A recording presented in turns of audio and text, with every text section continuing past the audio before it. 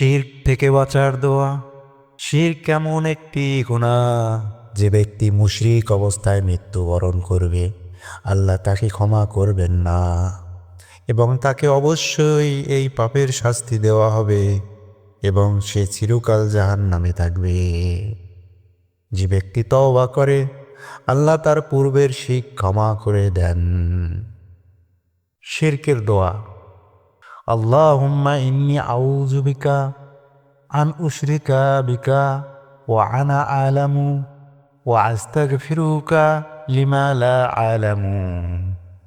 অর্থ: হে আল্লাহ, আমার জানা অবস্থায় তোমার সাথে শিরক করা হতে তোমার নিকট আশ্রয় চাচ্ছি, আর অজানা অবস্থায় শিরক হয়ে গেলে তার জন্য ক্ষমা প্রার্থনা করছি।